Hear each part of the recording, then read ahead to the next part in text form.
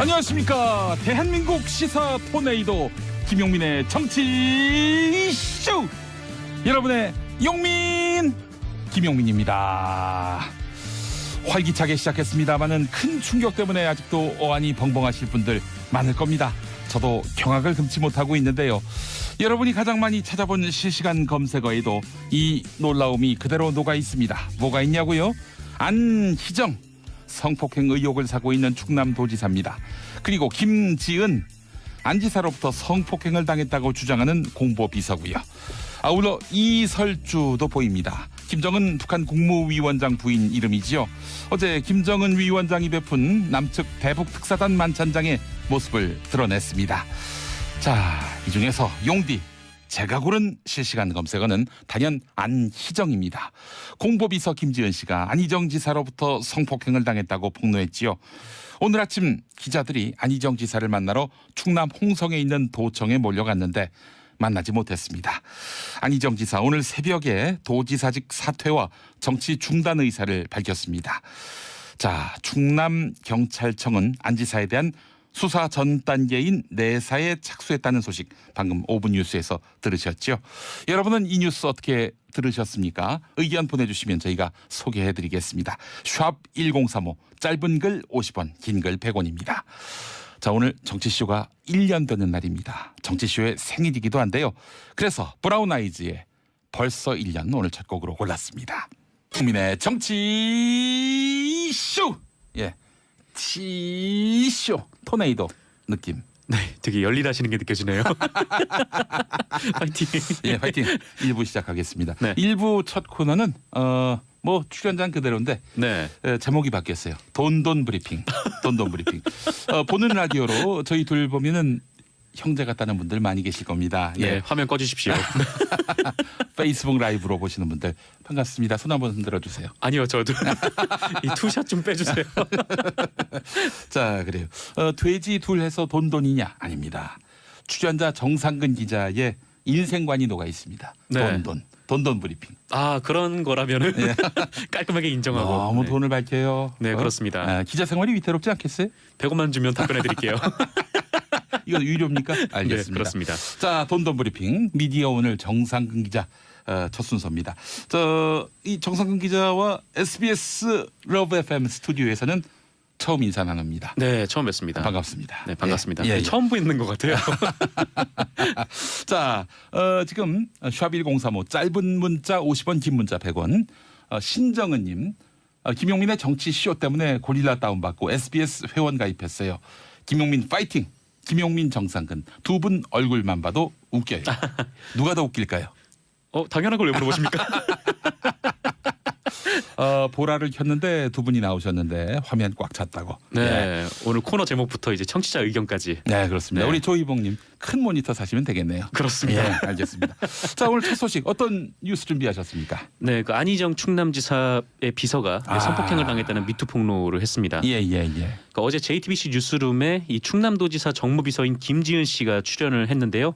이 김지은 씨는 안희정 지사로부터 그 지난해 6월부터 8개월간 이 4차례에 걸쳐서 성폭행을 당했고 이 수차례 성추행을 당했다라고 주장을 했습니다. 지난해 6월이면은 대선 지난 후 아닙니까? 그렇습니다. 대선 지난 후에 그 수행비서로 합류를 해서 그 이후부터 계속 이런 행위를 당해왔다는 거죠. 안희정 지사는 뭐 누가 보더라도 네. 뭐 다음 대선에 여권 주자로 나올 것으로 확실시되는 인물이었는데 그리고 여권 주자들이 다음 대선에서 굉장히 또 지지율이 높을 것으로 예상이 되는 그러니까 대통령직에 굉장히 근접한 후보 중에 한 명이었죠. 예. 그런데 작년 6월부터 네. 그렇게 성폭행을 가했다. 그렇습니다. 그 실제로 현직도 충청남도 도지사의 위치를 가지고 있기도 하고요. 네.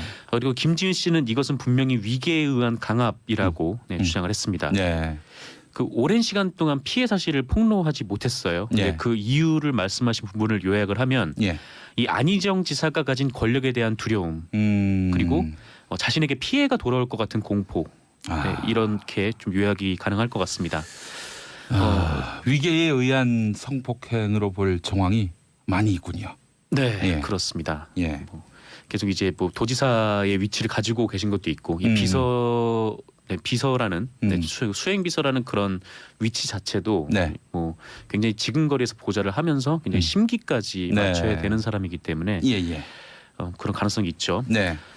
그리고 또 이런 부분도 있었는데 그 안희정 지사 말고도 그 주변에서 누군가가 자신을 성추행을 했다고 해요. 그래서 이에 대한 해결을 요구를 했는데 예. 적극적 의지를 보이지 않았다라는 점도 네, 그 침묵을 하게 됐던 그런 그러니까 원인 주변에서 해결을 해줘야 되는데 네. 피해자가 오롯이 자기의 일로만 이렇게 그렇죠. 감당을 해야 적극적으로 했던. 이거를 해결하려고 하지 않았던 그런 경험이 추측이 돼서 네.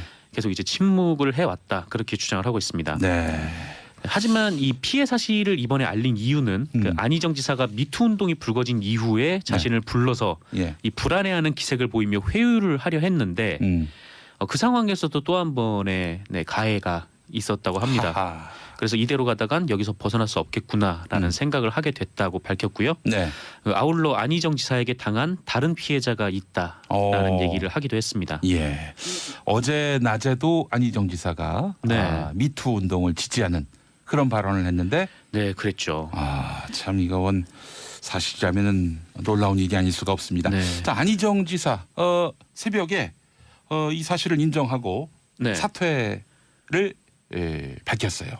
네, 그렇습니다. 그 안희정 지사 측은 처음에 이 JTBC의 반론 요청에 이 수행 비서와의 부적절한 성관계가 있었다는 것은 인정을 하지만 이것이 강압이나 폭력은 없었다. 그러니까 네. 합의된 관계였다라고 주장을 했습니다. 그렇다 하더라도 혼외 관계 아닙니까? 그렇죠. 예. 일종의 이제 쉽게 말해서 불륜인 네. 셈이죠. 그게 네. 사실이라고 해도 네. 하지만 오늘 새벽 1시 반경 물론 이에 대해서는 이 김지은 씨가 당연히 부인을 했고요. 예. 위계에 의한 성폭행이라고 주장을 한 거고요. 네.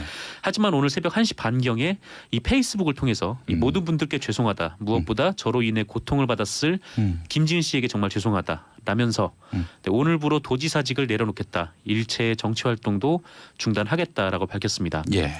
그 아울러 JTBC가 보도를 했던 그러니까 안희정 지사 측의 최초의 반론 이 합의에 의한 관계라는 것도 그건 잘못된 것이라고 얘기를 하면서요. 비서실의 잘못된 해명이었다. 네, 그렇게 네. 얘기를 했습니다. 그러면서 예. 모두 다 제 잘못이다 이렇게 얘기를 했었습니다. 네. 그리고 현재 잠적한 상황이라고 하는데요. 그 어제 오전에 도청으로 출근한 다음에 어제 오후 4시에 한 충남 예산에 가서 뭐 기업인들과 이 MOU를 체결한 게 마지막 일정이었고 예. 그 이후로는 모습을 본 사람이 지금 없습니다. 예. 네. 아이고 이쪽 안희정 지사 성폭행 의혹 사건에 대해서 문자가 쏟아지고 있습니다.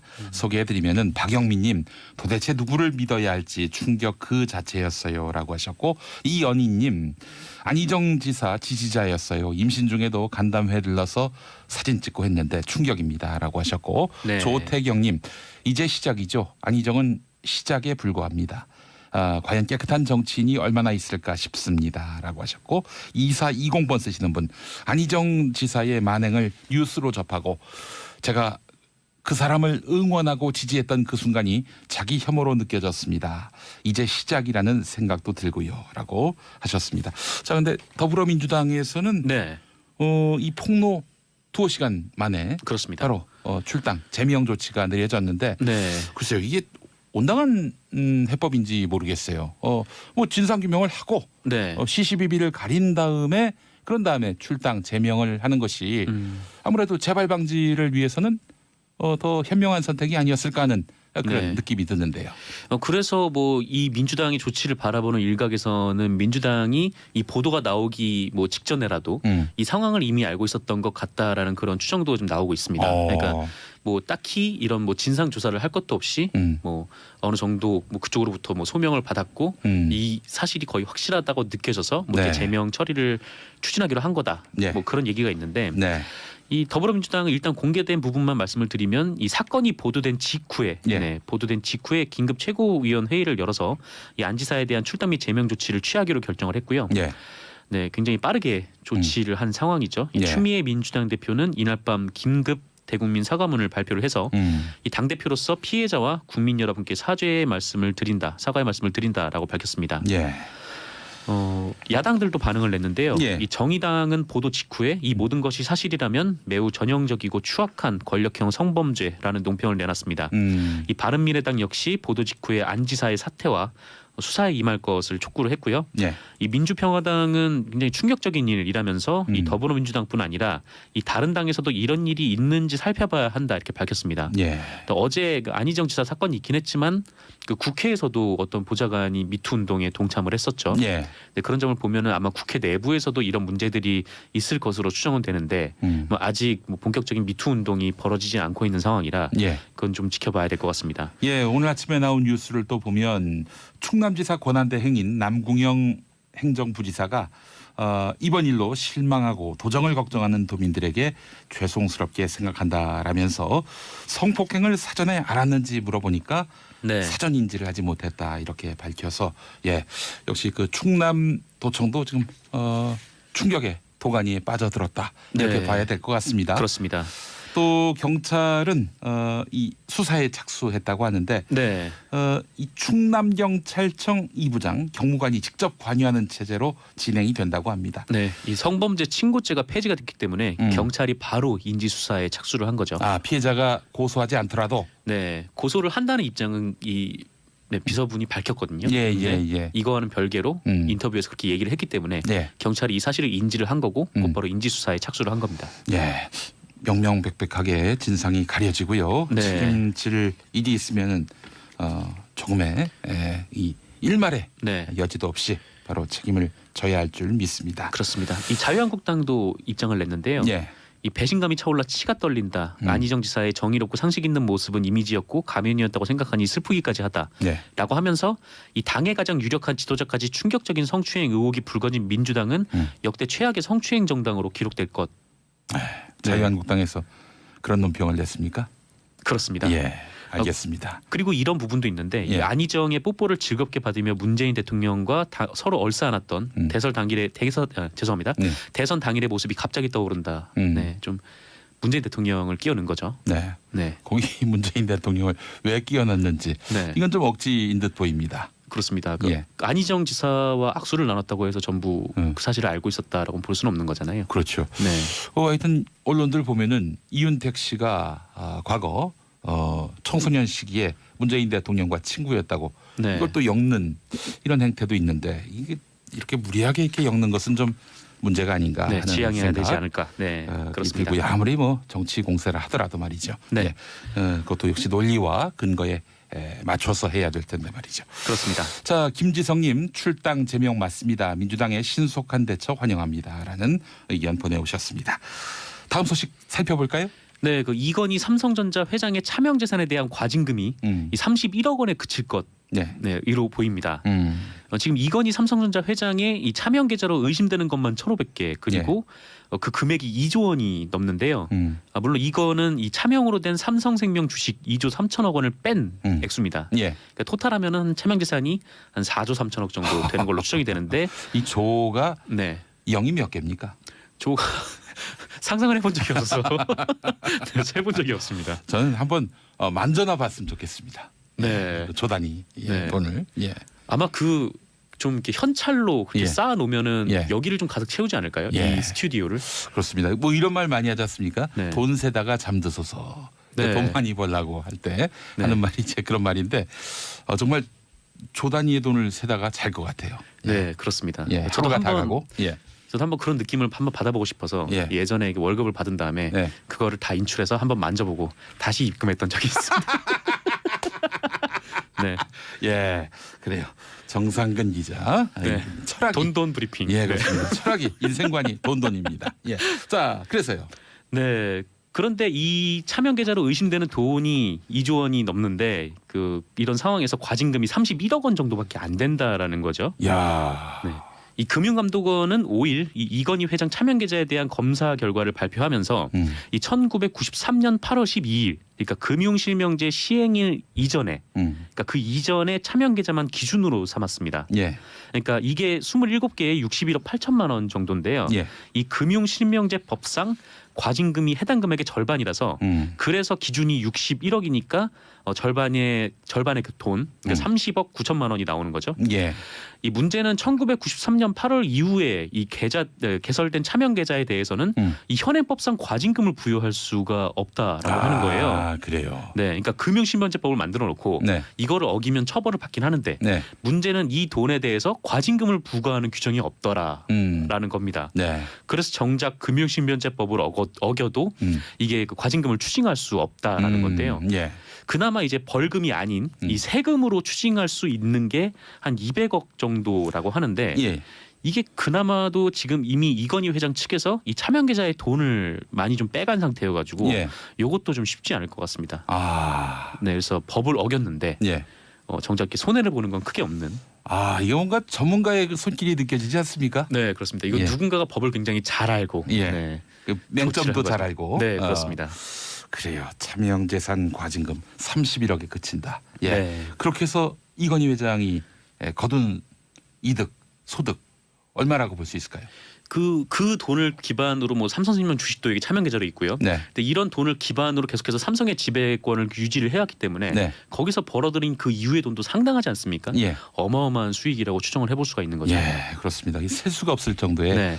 어마어마한 그런 이득을 챙긴 이건희 회장. 예. 국민들은 허탈하기만 합니다. 네, 예, 예. 그렇습니다. 자, 우리 문자 또 보겠습니다. 6548번 쓰시는 분 택시 아저씨께서 M본부 라디오를 듣고 계시기에 SBS 김용민의 정치쇼 한번 들어보라고 해서 같이 듣고 있습니다. 아저씨께서 재미있으면 택시비 1,000원 깎아주신다고 했는데 아직은 재미있다고 하시네요. 예, 한 2,000원 깎아드려야 될 것 같습니다. 네, 예. 저도 좀 깎아주십시오. 출연료 깎아드리겠습니다. 아, 네, 돈돈 브리핑인데. 네, 그래요. 김용민의 정치쇼 1부 정상근 미디어 오늘 기자와 함께 돈돈 브리핑 살펴봤고요. 네. 저희는 계속해서 2부, 3부에서 뵙도록 하겠습니다. 김용민의 정치쇼 2부 시작하겠습니다. 여성의 시각, 엄마와 언니의 시선으로 뉴스를 고르고 분석해드리는 시간, 바로 언니 뉴스로 함께하겠습니다. 언니도 아닌데 당황스러우시죠? 제가 왜 들어왔는지 저도 계속 당황하고 있어요. 아, 그렇습니까? 예, 예, 매주 예. 당황하다가 이제 김용민 PD를 뵈니까 또 당황하고 아, 있습니다. 이게 또 어찌된 일인가? 그렇습니다. 예. 아니 게다가 또 타사 진행도 하시는데. 그러게 말입니다. 예. 염탐하러 오셨어요? 예, 우리 양지열 변호사님 오셨습니다. 예, 안녕하세요. 아이, 반갑습니다. 자, 그리고 우리 중앙일보 고란 기자님 어서 오십시오. 네, 안녕하세요. 아이, 반갑습니다. 처음 네. 뵙습니다. 네, 반갑습니다. 저는 예. 많이 뵌 것 같은 아, 그래요. 아이고. 팬입니다. 아이, 감사합니다. 예. 중앙일보를 뒤에서 많이 씹었는데. 네, 뭐그 회사와 저도 저는 중앙일보 분리된 출신입니다. 아, 인간이니까요. 그렇습니까? 예. 예, 그럼 뭐 이해를 해주시기 바라겠습니다. 예. 자, 그리고 이게 누굽니까? 많이 봤죠 우리. 예, 네, 예, 그래요. 저희 우리 팟캐스트 SBS가 야. 만드는 팟캐스트 김용민의 뉴스 관장에 네. 예, 또 우리 한 멤버입니다. 우리 이승원 평론가 어서 오십시오. 네, 안녕하세요 이승원입니다. 예, 자 네. 우리 세 분과 함께 오늘 언니 뉴스 힘차게 한번 달려가 보겠습니다. 이루님이 와 파산 누나다 반가워요. 예, 우리 저 아호가 파산 이승원 그래요? 선생입니다. 파산이 왜 네, 파산했다 할 때. 한 두 차례 파산을 해봐가지고. 실화로. 아니 농담이라 진담인데. 네. 그 제가 대학교 3학년 때 IMF가 왔어요 97년. 네. 그리고 석사를 마치자마자 글로벌 금융위기가 왔어요 2008년. 아, 지금 박사를 하고 있는데 그래서 좀 걱정됩니다. 아, 조만간 젊어하시네요. 10년 주기설 네, 네. 조만간 뭔가 안 돼, 한국 경제 안 돼, 큰 안 돼, 그림자가 안 돼. 그래서 저보고 다 휴학하라고 지금 압력이 예. 굉장히 예. 거셉니다. 안 돼. 근데 뭐 공부만 하려고 하면 이 나라 경제가 어렵고 네. 집안이 파산하고 예. 우리 이승원 평론가 그래서 이제 아호가 파산이고 이 동아시아 최초로 파산 개그를 창시하신 분이에요. 그래서 판무 파산이라는 별명도 있으시고 예. 반갑습니다. 예 그리고요. 자 오늘 사실 굉장히 큰 이슈, 빅 이슈. 우리 언니 뉴스에서 안 다룰 수 없는 그런 사안이 터지고 말았습니다. 자, 이 안희정 충남지사 성폭행 폭로 앞서 일부 시간에도 상세히 다뤘습니다만은 우리 고란 기자님 어떻게 보셨어요? 저는 사실 그 애랑 놀고 있다가 작가님 전화를 받고 예. 너무 깜짝 놀랐어요 정말. 정말 깜짝 놀랐는데 예. 그때 그 포털 뉴스 검색창을 열어보니까 예. 방송 중이라서 그런지 아직 뉴스는 안 나왔더라고요. 예. 그런데 제가 요즘 즐겨보는 게 뭐냐면 네. 검색 순위거든요. 예. 검색 순위에 갑자기 어떤 사람의 이름이 등장한다. 그럼 100% 이 미투 운동 아, 모바일 일상이더라고요. 요즘에는 네, 또 네, 네. 그래서 예. 딱 열어봤더니 예. 안희정 그 비서님 이름, 안희정 비서님 이름, 네. 안희정 성추행, 안희정 성폭행 1위부터 10위까지 다 점령하고 계시더라고요. 예, 사실 안희정 지사는 굉장히 이미지가 좋았습니다. 아 정말 그동안. 그래서 더 충격이었습니다. 예, 특히 그 여성주의에 대한 각별한 네. 신념과 철학을 또 여러 차례 밝힌 네. 바도 있었고 당일 아침에도 네. 이 미투에 대해서 그날도 미투에 대해서 얘기를 하셨고 이제 충남도지사 충남에서도요 첫 번째 여성국장을 배출했었고 여성 문제에 관해서 특별히 관심도 많았었고 네. 사실 어제 이제 얘기가 나온 것도 음. 그 유엔에서 인권 문제 같은 것을 다루러 간 자리에서 예. 그 행사 때 그런 일이 있었다, 주최하는 일이 있었다라고 이제 피해자가 폭로를 하는 바람에 많은 분들에게 더 충격을 줬죠. 네, 우리 변호사님 나오신 김에 그 안희정 지사를 고소하겠다 피해자가 이렇게 밝혔고 예. 또 충남경찰청이 그 내사에 착수했습니다. 이 친고죄가 없어지면서 바로 고소가- 경찰이 그렇죠. 말씀하신 것처럼 2014년 6월 이후로 친고죄가 성범죄들이 대부분 없어졌기 때문에 네. 꼭 고소가 있어야 수사라는 건 아닌데 네. 다만 이런 성범죄의 특성상 예. 변호인들이 좀 도움을 주는 것이 일반적이거든요. 네. 그래서 제가 알기로는 여자 변호사 4분 정도가 이 피해자와 이미 사전에 얘기를 해서 네. 고소장 같은 것을 작성하는 데 도움을 줬다고 합니다. 그 예. 얘기는 뭐냐면 어떤 일이 있었는지 법적으로 뭐가 문제되는지를 좀 조력을 받아가면서 고소장을 했고 예. 또 그 조력을 받은 상태에서 이제 언론을 통해서 인터뷰도 했기 때문에 예. 상당 부분 사실이 부합할 것으로 보이고요. 네.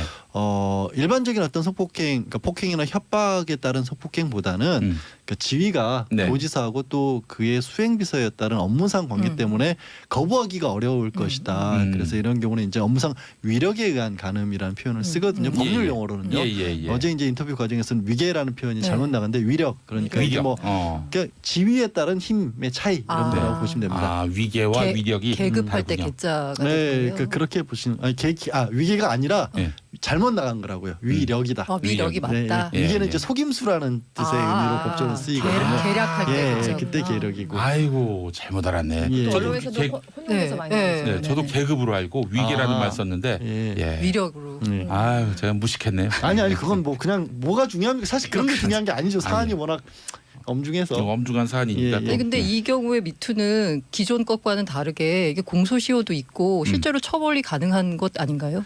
뭐 명백하죠. 올해 2월에 그 어제 뉴스에서 저도 이제 그 가장 부분 마음이 충격이죠. 아팠던 게 음. 미투 운동이 계속 중이라는 것을 피해자에게 확인을 하면서 그것 때문에 혹시 너도 상처를 받지 않았는지 모르겠다. 네. 이 부분이 좀 많이 다퉈질 것 같아요. 그러니까 그 부분이 뭐냐면 피해를 입은 입장에서는 저런 얘기를 하면서까지 나에게 또 이런 걸 요구한다라는 게 더 상처로 왔을 거고 아마 안 지사 같은 경우는 그런 얘기를 했다는 것 자체가 나로서는 뭐 위력을 내세운 건 아니었다라는 또 주장을 할 수 있는 계기도 되는 거거든요. 네. 이런 부분들이 참 논란거리가 많이 될 겁니다. 근데 감옥 갈 수 있는 사안입니까? 일단 법정형 자체는 네. 5년 이하로 일반 성폭행보다는 많이 낮긴 합니다만 이게 여러 차례 반복이 되었다는 점에서는 좀 또 무거운 사정이 있는 거거든요. 네. 실제로 얼마만큼이나 피해자는 그런 얘기를 했죠. 나로서는 충분히 거부 의사를 밝혔다라고 밝혔으니까 그게 얼마만큼이나 이제 가해자 입장에서 또 일반인들이 봤었을 때 절박한 상황이었느냐에 따라서 죄질이 좀 달라질 수 있습니다. 아, 나 궁금한 게 예. 상습죄라는 게 있잖아요. 그러니까 상습성이 또 감안 요소잖아요. 근데 지금 이분이 말씀하시는 거는 지난 6월부터 8개월 동안 4차례 성폭행이 가해졌다고 얘기를 하면 피해자분이 피해자분이 그러니까 상습성의 기준이라는 게 굉장히 좀 주관적일 것 같은데 이걸 어떻게 판단을 하는지도 좀 궁금해요. 말씀하신 것처럼 재판부에서 주관적으로 봐요. 물론 말은 객관적으로 봤었을 때 이게 짧은 기간이라고 할지라도 여러 차례 반복되다가 장기간에 걸쳐서 고정적으로 반복됐을 경우에 상습성이 있다라고 표현을 하거든요. 네. 예. 지난 한 8개월 6월부터 올 2월이니까 그 사이에 4차례면 네. 이게 그런 거예요. 누구 입장에서는 당하는 입장에서는 굉장히 많은 상습적인 거고 네. 또 어떻게 보면은 뭐 아니라고 볼 수도 있는 여지기 때문에 굉장히 그거는 어렵네요. 수사 과정에서 좀 봐야겠죠. 알겠습니다. 뭐 진상규명 과정이 또 수사를 통해서 드러날 테니까 네. 우리가 차분히 이 과정을 지켜봤으면 좋겠고요. 자, 저희가 오늘 준비한 뉴스가 많습니다. 특히 이 또 굉장히 비중 있는 뉴스인데 우리 이승원 평론가가 지금 북한대학원대학교 박사과정입니다. 이분이 북한에 대해서 모르는 게 없어요. 네. 그럼 더더군다나 이번엔 아니. 파산하시면 안 됩니다. 네. 진짜 북한 문제를 다루고 있기 김정은 때문에. 위원장 신발 사이즈도 그래요?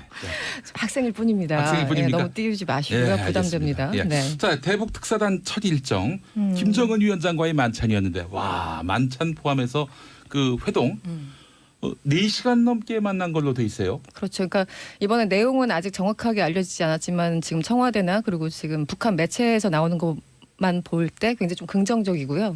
일단 형식적으로 굉장히 파괴적이었죠. 그러니까 파격이라고 표현할 수 있는데 보통 이제 과거에 김정일 같은 경우는 예. 마지막 날 꼭 등장을 했었어요. 네. 그 예전에 국정원장 갔을 때도 그렇고 우리 정동영 통일장관 2005년 갔을 적에도 항상 마지막에 그러니까 마무리 발언하는 정도의 그런 거였는데 스타는 마지막. 그렇죠. 그러니까 조용필처럼. 네. 근데 네. 김정은 같은 경우는 이번에 그 우리 특사단이 가자마자 한 3시간 만에 바로 나와서 면접 그 면담을 하고 그리고 만찬까지 해서 총 4시간 이상 같이 있었다는 거 아니겠습니까? 예. 그래서 일단 거기 형식적으로도 그렇고 만난 장소도 굉장히 특이해요. 조선 노동당 건물인데 남한 인사한테 이걸 공개한 게 처음이라고 합니다. 아. 노동당 건물이. 뭐 백화원 초대소인가요? 예, 그런데 많이 등장하잖아요. 예. 그래서 이번에도 주석궁 또는 예. 그러니까 우리 그냥 언론에서 많이 근데 오간 들었던 거 거기 중에 하나겠거니 했는데 네. 그래서 사실 특사단이 파견하기 전에 또 어디서 먹냐, 예. 어디서 뭐 만찬을 하냐 이런 거 기자를 질문했는데 북한 사람들은 임박해서 알려주기 때문에 우리도 모른다 이 정도였어요. 근데 짠 하고 보니까 조선 노동당 건물 그래서 이것도 오. 하나 그러니까 형식적으로 굉장히 좀 파격적이라는 말씀을 좀 드릴 어떻게 수밖에 보면 없고. 이게 우리가 어쨌든 적이잖아요. 예. 근데 적을 나의 본진으로 그렇죠. 핵심이죠. 당이니까. 예. 네. 예. 북한에서 가장 중요한 거는 노동당이니까요. 예. 네. 만난 사람들 처음 이제 만찬장에만 나올 줄 알았더니 면담장부터 김정은이 나왔고 거기에 당연히 이제 김여정 부부장 자기 동생 네. 대동을 했고요.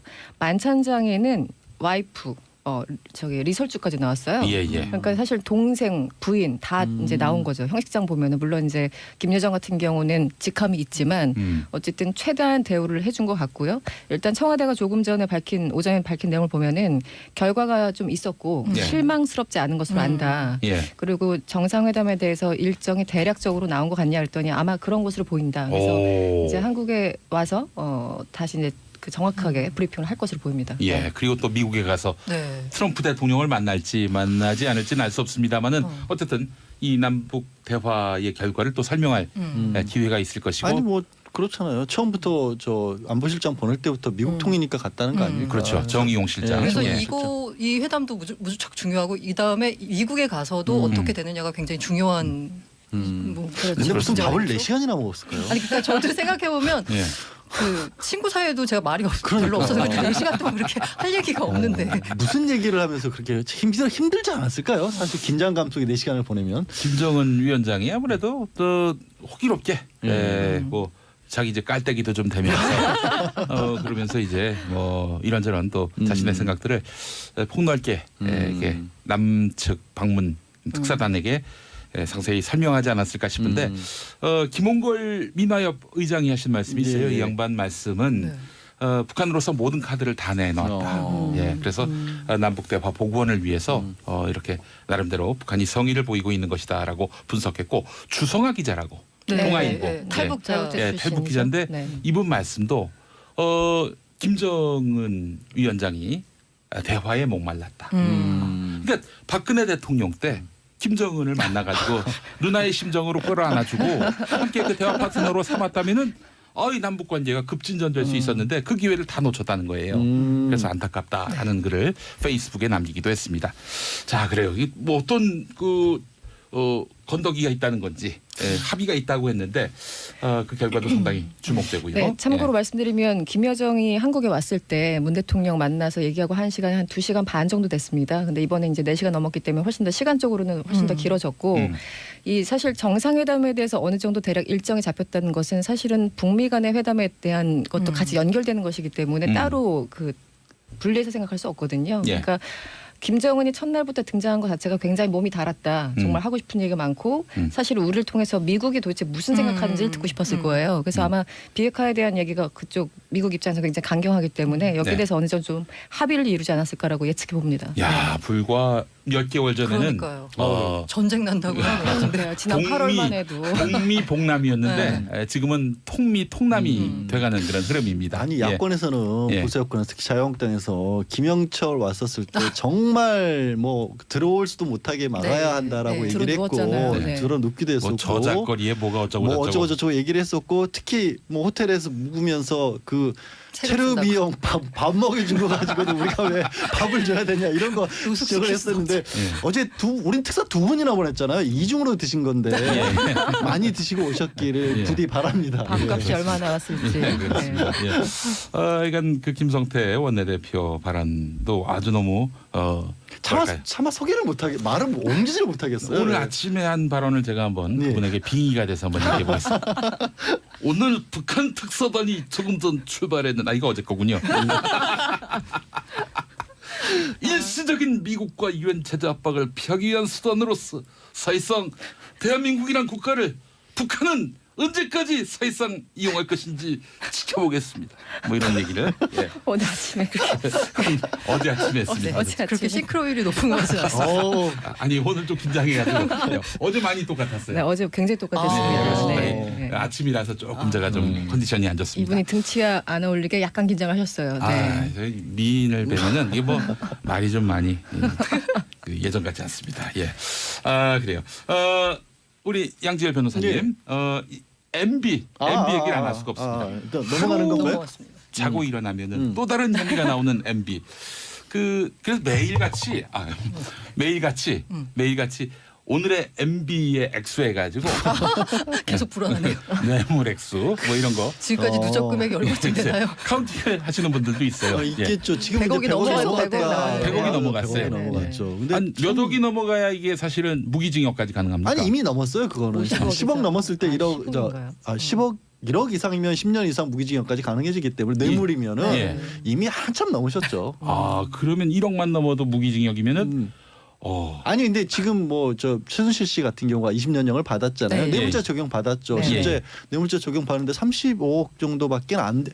이게 30억이 밖에라는 말이 왜 나오고 있죠? 저도 요즘에 그러니까 최순실 때문에 이게 금액이 좀 이상해졌어요. 클래스가 달라요. 클래스가 너무 달라져. 하여튼 이분도 100억이 넘으셨다라는 거고요.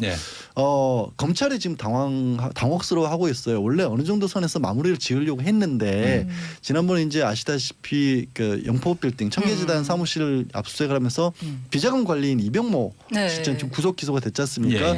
그분이 가지고 있던 리스트 안에 너무 많은 내용들이 자꾸 나오는 바람에 이거 리스트가 명단이 분명히 있는데 액수도 적혀 있으니 수사를 안 할 수도 없고 어디까지 정리를 해서 해야 되냐가 검찰의 고민인데 대충 정리는 좀 된 것 같아요. 마무리 단계 들어간 것 같은 게 어제 이제 4사람에 대해서 압수수색을 했습니다. 뭐 최시중, 찬신일, 송정호, 박영준 다 이명박 전 대통령 얘기할 때마다 빠지지 않고 나오는 이름들 아니겠습니까? 최측근. 측근 중에 측근. 그 중에서 제가 이제 최시중 전 방송통신위원장 인연이 성대모사가 최고. 성대모사 가능합니다. 최고. 안녕하십니까. 방송통신위원장 최시중입니다. 근데 문제는 뭐냐면은 최시중 위원장 목소리를 아는 사람이 아무도 별로 몰라? 없어요. 그게 가장 큰 문제입니다. 그렇네요. 예, 그렇습니다. 그러니까 열심히 했는데. 멘토라고 불렸던 분이지 않습니까? 이상돈이 아니죠. 이상득 의원의 친구기도 하는. 친구기도 하고 뭐 이 멘토였고 그래서 이분을 통하지 않고는 통하는 일이 되는 일이 없었다는 얘기가 지난 정권에서 만사형통. 만사형통이었었고 온갖 방송이 지금 만사형통은 이상득. 그렇죠. 만사형통 형. 이상득 의원이었고 이분은 뭐였죠? 방통? 만사형 친구통. 있었는데 제가 하여튼 있습니다. 방통위원장이기 때문에. 근데 두 사람은 소환 조사까지 했어요. 최시중 전 방통위원장 그리고 천신일 세중 남호그룹 회장이죠. 두 사람 소환 조사까지 했고 이 두 사람을 제가 왜 말씀을 드리냐면 조금 전에 얘기했던 그 이병모 그 비자금 관리를 했던 분의 구속을 되면서 나왔던 리스트에 들어가 있어서 또 압수수색을 당한 이팔성 그 우리금융 회장이죠. 이분의 명단, 이분의 비망록 속에 이 두 사람은 이름이 들어 있습니다.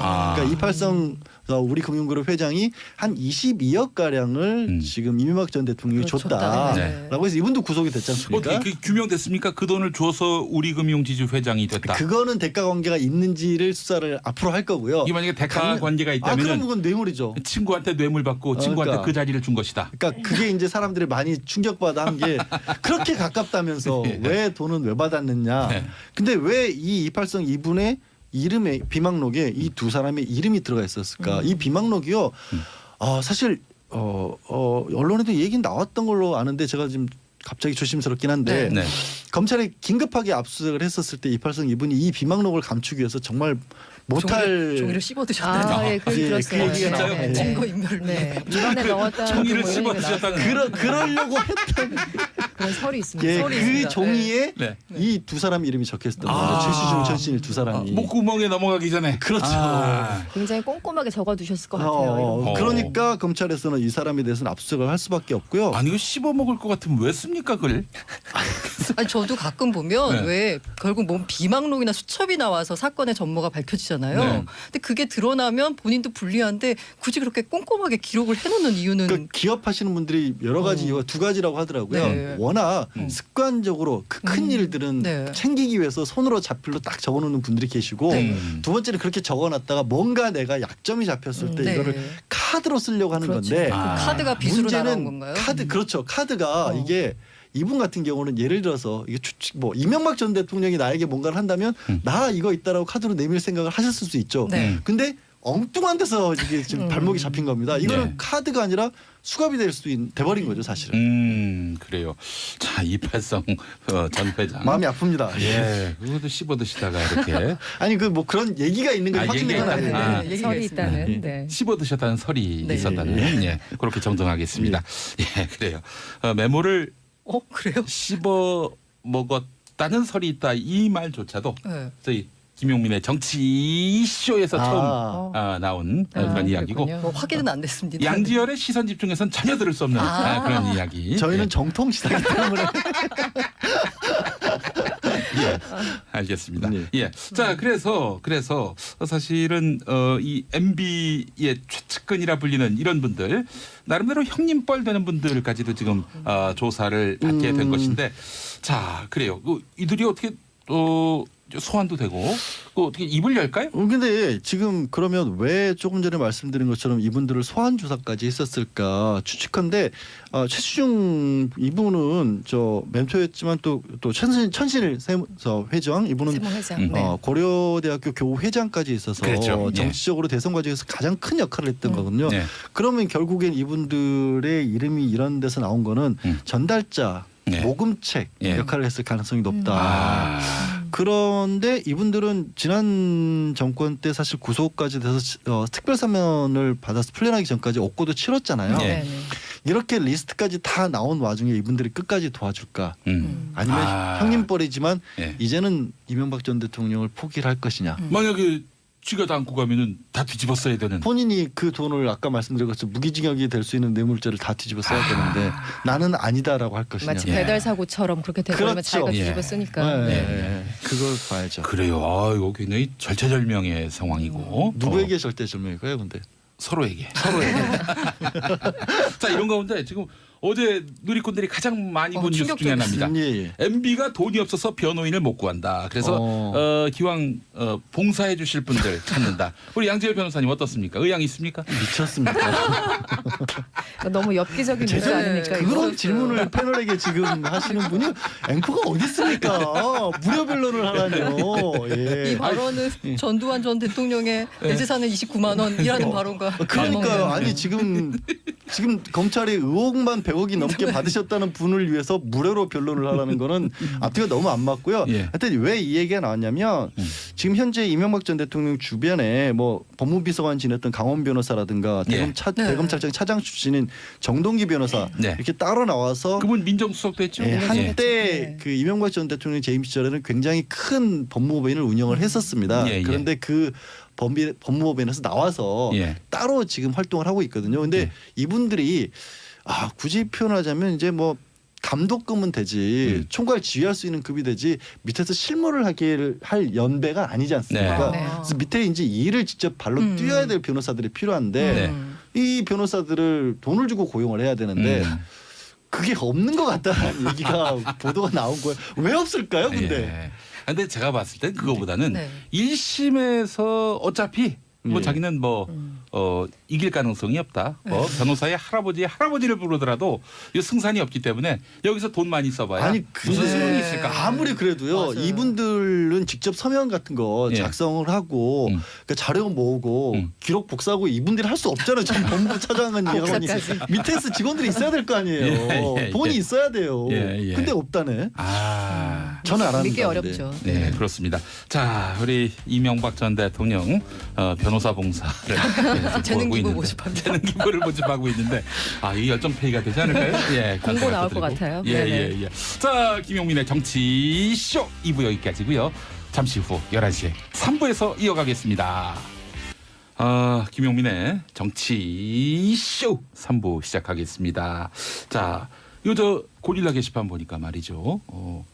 정자 이래서 밖에 우리 스태프분들이 정자가 누구지? 여기 출연하시는 분들 보면 다 각자 자기 이름 있는데 정자 없는데 양지열, 고란 그리고 이승원. 네, 없습니다. 어떤 일일까요? 정자 손 들어보세요. 진짜 가짜 뉴스 생산자가 여기 계십니다. 네. 잘 모르시는 분들을 위해 설명드리자면은 제가 우리 이승원 평론가하고 같이 하는 팟캐스트가 있습니다. 김용민의 뉴스 공장이 아니라 관장. 뉴스 관장. 예. 관장. 저기 태권도 관장할 때. 다른 거 도복 입고 계신 모습을 봤습니다. 저는. 그래픽이겠죠? 거기서 우리 이승원 평론가가 사실은 개명한 이름이에요. 그 전에 이름이 이제 이숙현이었고. 숙현이었죠. 그래서 이제 이것만 있을까. 뒤를 또 파보셨군요. 또 이름이 있을 것이다. 저를 그래서 이제 최태민처럼 의심하셨던 거예요. 7개 정도 이름 있을까 봐. 최태민 씨가 이름이 한 7개 있었잖아요. 예. 그 중에 또 하나가 정자였어요? 아니요. 그래서 이정자라는 이름이 있었을 것이다. 그렇군요. 제가 이렇게 이름을 이렇게 가짜뉴스 퍼뜨리니까 정말 네티즌들이 그 이후로 저를 다 이정자를 부르는 거예요. 와, 그러면 이제 거의 이제 닉네임처럼 굳어진 거네요. 네. 사실 이 코너 자체가 가짜 뉴스예요.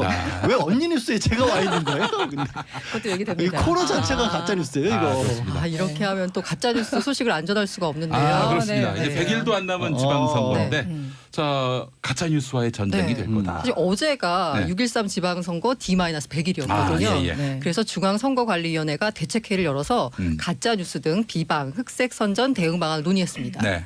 여기도 인식하고 있는 거죠. 바로 가짜 뉴스는 선거 결과를 좌우할 만큼 유권자의 의사결정에 영향을 미칠 수 있다라고 생각한 건데요. 네. 사실 가짜 뉴스가 이렇게 꼼꼼히 뜯어보면 좀 말이 안 되는 부분이 많거든요. 이 선수들이 보면은 단번에 알아요 가짜 뉴스. 근데 이 가짜 뉴스도 자꾸 듣다 보면 그런가? 예. 내가 잘못 알고 있었나? 예. 라고 생각하게 되거든요. 사람이. 실제로 그 히틀러의 선전상 괴베스가 네. 한 번 거짓말하면 안 믿는데 2번, 3번, 4번, 5번 하면은 그때 믿게 그렇게 된다. 된다. 이런 말이 또 있어요. 이런 말을 만들었어요. 예. 근데 요즘에는 가짜 뉴스를 만들기가 너무 쉬워서 예전에는 진짜 우리 그 김 PD급이 돼야 가짜 뉴스는 아니더라도 네, 만들고 팟캐스트 이런 거 유포까지. 할 수 네. 있었는데 예.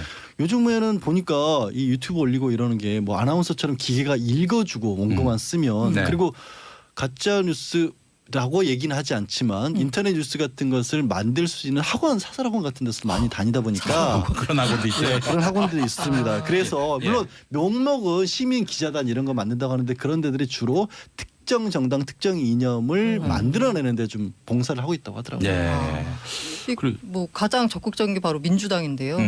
1월에 디지털 소통위원회 산하에 댓글 조작, 가짜 뉴스 법률 대책단을 만들어서 가짜 뉴스로 접수된 사례를 매주 분석해서 법적 조치를 했습니다. 민주당이 가짜 뉴스와의 전쟁에 가장 앞장섰습니다. 열심이다. 예. 그런데 한 달여 만에 무려 449건이나 고소 고발이 대단히 진행됐습니다. 많군요. 예.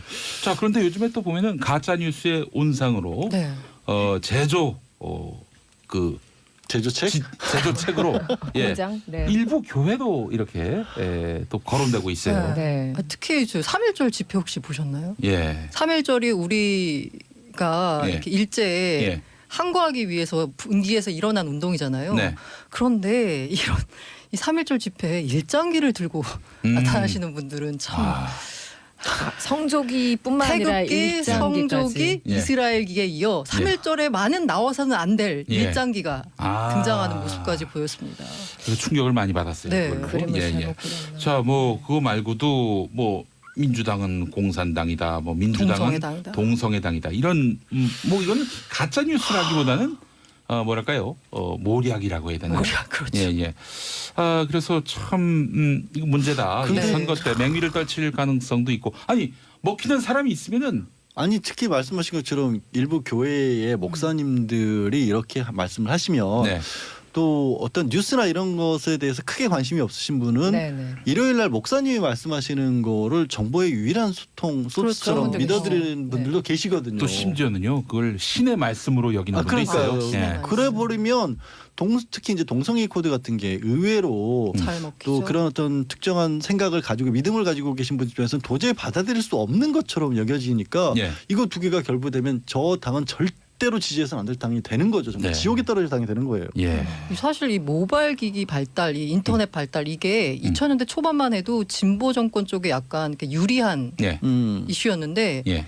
이게 이 카톡 문화가 퍼지면서 네네. 저는 못 받아보는데 저희 어머니는 굉장히 많은 뉴스들을 받아보시더라고요. 도대체 어디서 받아보시는지 모르겠는데 아무튼 친구가 줬다라고 해서 하는 뉴스가 예. 말씀하신 대로 문재인은 공산당, 그다음에 뭐 개헌을 하면 고려민주연방공화국이 돼서 예. 우리나라가 북한에 넘어간다. 그 지방 분권이 이번 그 개헌의 핵심 아닙니까? 네. 지방 분권을 하면 이게 고려연방제가 된다. 네.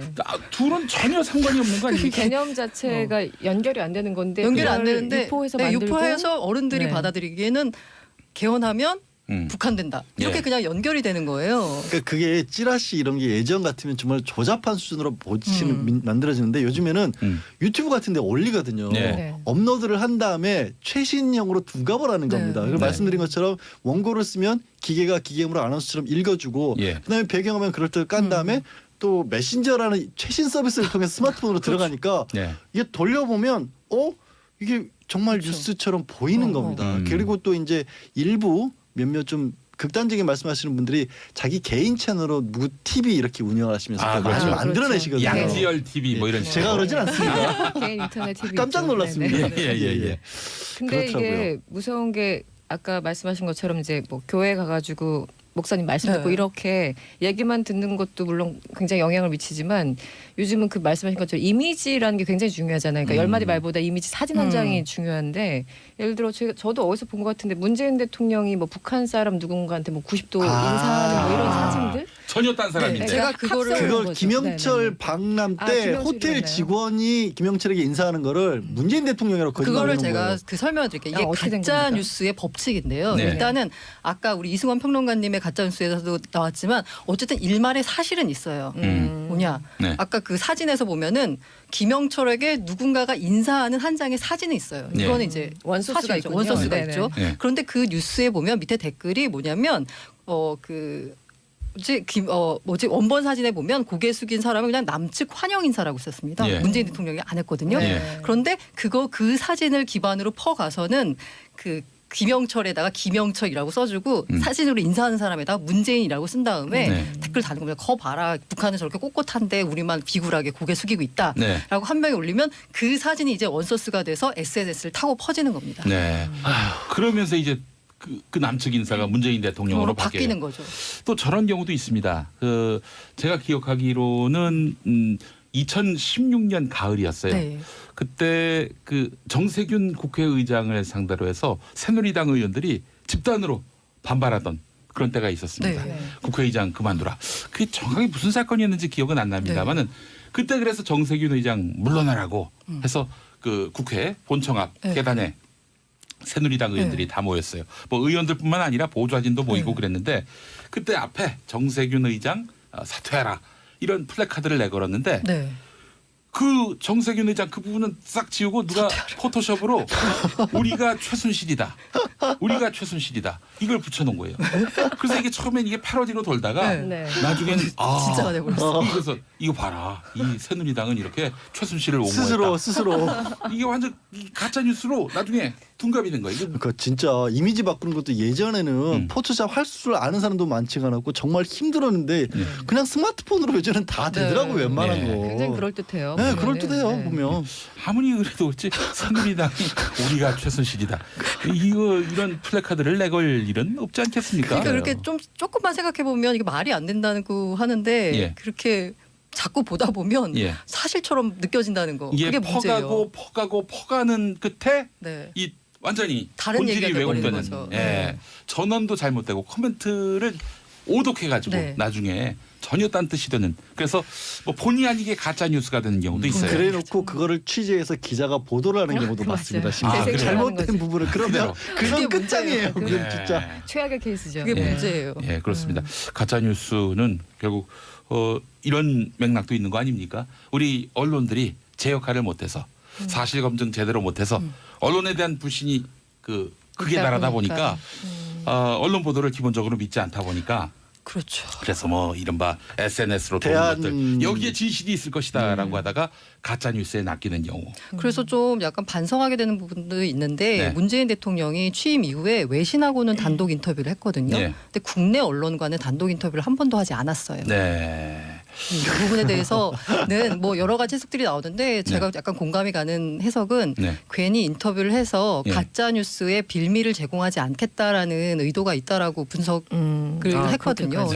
근데 약간 그런 게 있어서 아. 좀 약간 그래서 실제로 청와대에서도 자체적으로 SNS 통해서 뉴스 그러니까, 만들기도 직접 하고 소통을 하는 한다. 이유인 게 네. 아이, 못 믿겠다. 우리가 그냥 오죽했으면 뭐 이런 하겠다. 겁니까? 예, 예. 좀 씁쓸하네요 진짜. 네. 언론을 통해서 이렇게 뭐 소매상 도매상 이러지 않고 직거래하겠다. 국민들과 직거래하겠다. 이게 바로 청와대의 생각인 것 같습니다. 자, 샵1035 짧은 문자 50원 긴 문자 100원 여러분 문자도 도착했는데요. 박영민님 정말 저는 못 받아보는데 아버지는 가짜뉴스 받아보시더라고요. 라고 하셨고요. 조낙현님 우리 교회도 시의원 배지 단 사람이 와서 가짜뉴스 연설했어요. 근데 이게 뭐 공직선거 후보자가 이렇게 가짜뉴스 얘기하면은 처벌받지 않습니까? 그러니까 공직선거법이 선거에 영향을 끼칠 목적이라는 게 보이면 공직선거법에 의해서 네. 처벌을 받을 수 있고 또 그 가짜뉴스 속에서 누군가 특정 개인에 대한 명예를 훼손하거나 모욕을 줬을 경우에는 그걸 네. 또 별도로 처벌도 가능하죠. 아 그렇군요. 이거 명심하셔야겠습니다. 네. 출마 준비하시는 분들. 이거 퍼날라도 안 됩니다. 퍼날라도 당연히 그렇죠. 아, 예, 그렇습니까? 그런 소지가 있는 것들을 알면서 퍼나를 경우에는 본인도 똑같이 처벌받을 수 있으니까 아. 그것도 주의하시기 바랍니다. 퍼커슨 감독의 그 명언이 생각이 납니다. 트위터는 인생의 낭비다. 예. 괜히 잘못했다가 훅 갈 수 있는 거 아니겠습니까? 요즘 포거슨 의문의 1승 상황이 너무나 자주 연출되고 있습니다. 예, 그래요. 신미숙님 다 신고해서 벌 주어서 근절해야 합니다라고 하셨습니다. 예, 이렇게 가짜 뉴스 퍼나른 분을 변론해 보신 적 있으십니까? 고소해 본 적은 있습니다. 아, 정말요? 예. 실제? 알겠습니다. 우리 양지열 변호사님 항상 정의를 위해서 그냥 사봉공하고 계십니다. 네. 돈은 받고 합니다. 네. MBC 진행도. 죄송해요.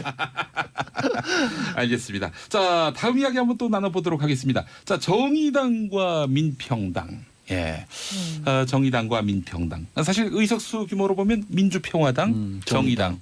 그래서 둘이 합쳐지면은 뭐 당대당 합당을 하는 건 아니고 이제 원내 교섭단체를 꾸리는 거 아니겠어요? 네. 국회에서. 그러면 민정당이 되는 겁니까? 벌써 거기까지 나가셨습니까? 농담이었습니다. 농담. 이거 너무 반응이 뜨거워서 제가 갑자기 훅 갑자기 들어오시네요. 당황했습니다. 예. 자, 민주와 평화와 정의의 연대 뭐 이런 것도 구상이 되고 있더라고요. 네. 자, 정의당과 민주평화당이 이제 원내교섭단체를 꾸린다. 이 소식 우리 이승원 평론가가 그렇죠. 지금- 전해주시죠. 네, 그 민주평화당 주로 호남계 의원들이 많은 당이죠. 호남계 네. 의원들 그 16명이 있는 당이고요. 14명이 있는 당이고요. 네. 정의당이 지금 6석입니다. 근데 딱 맞죠. 딱 맞죠. 원내교섭단체를 구성하기 위해서는 20명이 필요한데 네. 정확하게 딱 맞습니다. 예. 근데 왜 이렇게 서로 정체성이 다른 당이 합치려고 하는지 잠깐만 말씀을 드리면 일단 교섭단체와 비교섭단체는 굉장히 차이가 큽니다. 예를 들어 비교섭단체 한마디로 발언권이 국회에서 전혀 없어요. 예. 그래서 예를 들어 국회가 열렸다. 예. 그럼 국회 일정을 잡잖아요. 예. 국회 일정을 잡는데 끼지도 못합니다. 그리고 상임위 배분하잖아요. 네. 너는 국방위원회가 너는 뭐 외통위원회가 그 위원회 배분이 굉장히 중요한 건데 예. 그 원구성하고 상임위 배분할 때도 이 사람들 끼질 못해요. 아. 그러니까는 이제 20석 이상을 가진 원내 교섭단체들의 장끼리 만나서 이제 짝짝꿍 하는 거죠. 예. 그러니까 이 사람들은 이 당을 지지하는 사람들, 예를 들어 제가 정의당을 지지하는 지지자라고 한다면 늘 우리 얘기가 대변이 안 그렇죠. 되니까 얼마나 답답하겠어요. 예. 그러니까 이제 민평당에서 아이디어를 내서 그렇지 않아도 너네랑 우리랑 합하면 딱 교섭단체인데 네. 한번 하자. 근데 정의당에서 지금 논의를 하고 있는데요. 네. 딱 봐도 사실은 성격은 안 맞잖아요. 네. 정치하는 9시부터 게 의원총회 지금 진행 지금 중일 진행 겁니다. 중이죠. 같은 네. 정강 정책을 공유하는 사람들의 집단인데. 근데 네. 정의당 쪽에서는요, 네. 이제 합치는 건 아니다. 네. 그리고 무엇보다 합치는 게 아니다. 왜냐하면 말씀하신 것처럼 우리 당의 성격은 분명히 다르기 때문에 네. 다만 그동안에 우리가 제 목소리를 내려고 해도 국회에서 낼 방법이 없었고 어제 이제 결국 받아들이기로 했지만 홍준표 자유한국당 대표 같은 경우에 네. 청와대 여야 대표 초청할 때도 교섭단체 안 꾸려진 당은 빼놓자고 얘기할 정도로 예. 그랬지 않습니까? 네네. 그런 예. 일도 있고 하기 때문에 그래서 지금 원내에서만 공동 교섭단체를 만들자는 거지 네. 두 당 차원에서 어떤 합치자거나 합당 개념 아니고. 연대는 네. 아니다. 그리고 그래도 잘 무엇보다 될까 강조를 하시는 게 예. 교섭단체 만들면 지원금이 나오는 걸로 착각하시는 분들이 있는데 네. 당이 교섭단체를 만들어야 지원금이 나오지 네. 이렇게 각 다른 당이 만들 동그라미야. 때는 네. 지원금을 받는 것도 아니다. 네. 그래요. 예. 원내 활동의 네, 원활함을 네. 위해서. 사실 선례가 있어요. 2008년에 당시 그 창조한국당하고 자유선진당이 예. 이제 선진과 창조의 모임이란 교섭단체를 네. 만들었는데 고 이드맹가의 그 심대평 의원이 네. 탈당하면서 네. 20석에서 저는 19석으로 되면서 쪼그라든. 바로 네. 허물어졌습니다. 그래서 처음에 이 선진과 창조의 모임이 구상되기 전에는 창조한국당의 창, 자유선진당의 자에서 창자연대 이걸로 하는 거 아니냐. 장명을 너무 좋아하시는 거 아닙니까? 아니 그런 얘기가 있었어요 실제로. 근데 거짓말 할 것 같아요. 이승원 씨, 가짜뉴스 아니에요? 이정자 씨, 내가 거짓말한 거 맞어요? 이정자 누굽니까? 예. 네. 아 그래요. 이렇게 된다면은 20석으로 해가지고 딱 20석일 거죠. 민주평화당과 정의당이 이렇게 원내 교섭단체를 꾸리게 된다면은 그러면 원내 4당 체제가 되는 겁니까? 그렇죠. 그리고 게다가 지금 바른미래당의 일종의 인질로 잡혀 있는 3명의 의원들 있잖아요. 아, 예. 그 비례인데 이쪽으로 오지 못하고 출당을 안 시켜서 그 뭐 이상돈, 정정수 의원 이런 분들인데 이분들은 사실 몸은 바른미래당 소속이지만 민평당과 함께하겠다고 이미 본인들이 선언을 했기 때문에 네. 실질적인 숫자를 보면은 23석이 되는 거고 네. 지금 무소속으로 또 한 2명이 있습니다. 그분들도 다 지금 그 국민의당에 계셨던 분들인데 아무래도 이용호 의원 같은 분. 의원들 예. 두 분이 계셔서 그분들까지 정말 다 합하면 한 25명 정도가 나오긴 해요. 오, 예. 근데 이제 그 정체성 얘기를 하니까 그 얘기를 합니다. 그 우리가 정체성 다른 법안까지 같이 하겠다는 게 아니라 아까 말씀드린 그 하드웨어 구성하는 그런 것만 하고 구체적인 어떤 입법이나 이런 거는 성격이 다르면 우리는 안 한다. 예. 그렇게 얘기를 하고 있어요. 그럼 예. 뭐 같이 할 수 있는 게 있나요? 그러니까 아까 얘기했던 뭐 원구성이나 일정 짝이나 이런 그런 부분? 것들이 또 워낙 중요하니까 그것만 하고 그러니까 굉장히 실리적으로 가는 거죠. 위원회 그러니까 예를 들면- 자리 배정 받는 것만 해도 지금은 아무것도 못 봤거든요, 현실적으로. 네. 근데 예를 들면 무슨 어떤 법안을 그 입법을 한다 그런다. 그러면 두 당이 과연 가치를 공유하는 법안이 예를 들어 남북 관계 같은 경우 공통점이 좀 있는데 아. 노동 문제 같은 경우는 네, 좀 다를 수 완전 있잖아요. 다르잖아요. 그러니까 그런 거는 뭐 싸우다 말겠죠. 제가 이 지점에서 되게 굉장히 궁금한 부분이 이게 예. 효율성을 위해서 원내 교섭 단체라는 게 있잖아요. 예. 근데 왜 하필 20명으로 한 건가요? 글쎄 말이에요. 그래서 그것도 논란이 20석 이 있었어요. 규정 자체를 없애자는 목소리도 네. 있었어요. 없애거나 낮추거나. 그렇죠. 그러니까 이거 자체가 기존의 정당들의 기득권들을 지키기 위한 악법이다라는 그렇습니다. 주장도 네. 하는데 네. 그걸 바꾸려면 기득권 가진 정당이 되어야 되니까 안 바뀌는 예. 거죠. 매번 나오는 얘기 중에 하나예요. 예. 뭐 할 수 없습니다. 뭐 어떡하겠어요. 우리는 뭐 어떻게든 어떤 양당 중심으로 가게 돼 있어요. 뭐 제3당도 아직까지는 있고 제4당도 그럴 것 있어도 같습니다. 일종의 네. 국민 입법 뭐 이런 걸로 바꿀 수 국민 입법을 할 수 있는 게 대의제 민주주의를 기본적으로 그 부정하는 것 같기 아. 때문에 의원분들이 그것도 받아들여 주셔야 되거든요. 안 네. 받아주시네요. 본인 기득권이기 때문에. 그래서 사실 개헌 때 정당별로 네. 득표율만큼 의석을 갖도록 해야지 지금 뭐 한 당이 150석 이상을 갖는 경우를 할지라도 당장 득표율 보면은 30%대예요. 그래 놓고는 반 이상 가져가는 이런 기형적인 구조는 좀 바꿔야 되지 않겠는가라고 SBS 김용민의 정치 이쇼 진행자가 얘기하고 있는데 MBC 양지열의 시선 집중 진행자가 고개를 지금 갸웃거리고 있어요. 이거 어떻게 된 겁니까 계속 이게? 기준을 걸고 아니 있어요. 취지에는 공감을 할 수 있으나 네, 네. 과연 그런 식으로 법이 개정이 될지 이거는 예, 예. 또 지방선거 가장 큰 이슈인 헌법 개정 문제까지 들어가면 오늘 여기 밤샘 토론으로 바꾸는 건가요? 100분 토론으로? 그렇습니다. 밤샘 토론. MBC 100분 토론 넘어갈까요? 저희가 그런 출연료는 없습니다. 예. 출연료 문제였군요. 그렇습니다. 이 내용이 모든 게 아니라. 중요한 게 그겁니다. 네. 예. 자, 그래요. 6.13 지방선거 100일 앞두고 있는 상황. 또 중요한 변수 가운데 하나가 바로 제4당의 출연 여부였습니다. 자, 주민등록표 등초본에 계모 계부 사라진다. 이 소식 고란 기자님 준비하셨어요? 사실 제가 어제 이 뉴스를 보면서 저는 깜짝 놀란 게 주민등록 등초본에 계모 계부라는 용어가 있는지 몰랐습니다. 저도 몰랐어요. 저도요. 처음 없어진 알았어요. 줄 알았어요. 네, 없어진 줄 알았는데 있더라고요. 그게 세대주 관계란에 계부라고 표기를 했다고 하네요. 처음 알았는데 네. 이걸 이제 사용하지 않도록 제도 개선에 나설 계획이라고 행정안전부가 발표했는데요. 네. 이걸 도대체 왜 표기를 하는지 잘 모르겠으나 네. 아무튼 그 재혼 여부를 다른 사람이 알 수 있다 보니 사생활 침해와 인권 침해 논란이 끊임없이 제기됐다. 끊임없이 제기됐는데 왜 이제 와서 이걸 없애는 걸까요? 빨리 없애지. 네. 예. 그래서 앞으로는 세대주와 관계를 가족의 범위만을 규정하는 민법과 본인을 중심으로 배우자, 부모, 자녀만을 표시하는 가족관계 등록법을 고려해 계모 또는 계부 표기가 들어가지 않도록 개선하겠다라고 했습니다. 아, 그 가족관계 등록부인가요? 거기는 저 그런 식으로 엄마 표기를 안 성을 하죠. 따를지 아빠 성을 따를지도 뭐 이렇게 자기가 혹은 뭐 부모가 결정할 수 있게 하는 건데. 그거는 정해진 다음에 가족관계 등록부에 그렇게 기재를 한다는 것이고요. 예. 예전에는 이른바 호적이라 그랬지 호주지. 않습니까? 예, 예. 그래서 그 집에 그 집안의 가장 연세 많으신 남자를 중심으로 해서 그 남자 밑에 온 가족이 다 들어가는 체제였거든요. 예, 예. 그래서 그 호적이란 것과 예. 기존의 주민등록이라고 하는 게 거의 일치를 했었단 네. 겁니다. 그러니까 주민등록은 집에 한 집에 사는 사람들을 등록하다 보니까 자연스럽게 그 집은 남자 중심으로 꾸며졌던 거니까 네. 그때 그 풍습이 가족관계 등록부로 바뀌면서 여기는 호적은 없어지고 사람별로 이제는 나는 예를 들어서 다 양절의 부모, 그다음에 양절의 아이, 양절의 배우자 이런 식으로 하는 표기가 되게 다 사람별로 바뀌었거든요. 네. 근데 막상 그 시스템이 주민등록에는 안 없어진 거예요. 그러니까 2007년에 호적은 없어지는데 네. 그 시스템이 고스란히 거기에 남아 있었던 거죠. 그러니까 이게 제일 웃기는 게 뭐냐면 예. 계부 계모가 왜 문제냐? 예. 이거는 철저하게 집안 중심의 사고 방식에서 나오는 거예요. 뭐냐?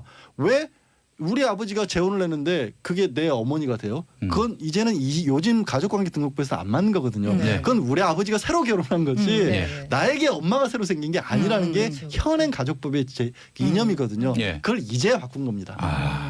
이제야.